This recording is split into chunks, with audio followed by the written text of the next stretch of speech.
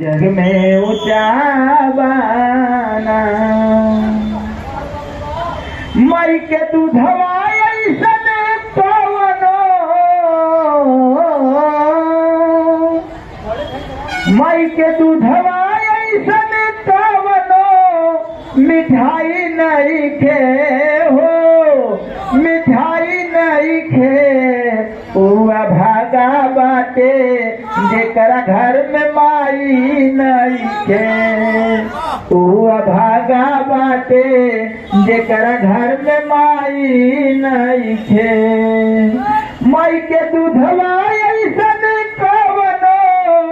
मिठाई नहीं खे हो मिठाई नहीं खे उआ भागा बाटे जेकरा घर में माई नहीं खे उआ भागा बाटे जेकरा घर में माई नहीं खे कि भूखे पेट रही अपने तोहरा के पलली भूखे पेट रही अपने तोहरा के पलली सबहु नयन भन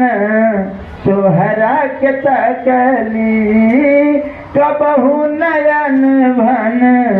तोहरा के तकली कि चारों धाम विराज चरनिया में जत दिखाई नहीं खे हो जत दिखाई नहीं खे उआ भागा बाटे जेकरा घर में माई नहीं खे उआ भागा बाटे जेकरा घर में माई नहीं खे ममता के आंचल में तोहरा के पलली धूप और छाव से तोहके बचवली ममता के आंचल में तोहरा के पलली धूप और छाव से तोहके बचवली इनकर सेवा से बढ़ के कवनो कमाई नहीं खे हो कमाई नहीं खे उआ भागा बाटे जेकरा घर में माई नहीं खे उआ भागा बाटे जेकरा घर में माई नहीं खे माई के दूधवा ऐसन कवनो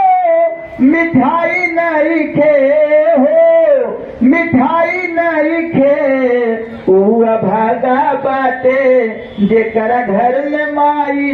नहीं खे उआ भागा बाटे जेकरा घर में माई नहीं खे उआ भागा बाटे जेकरा घर में माई नहीं खे।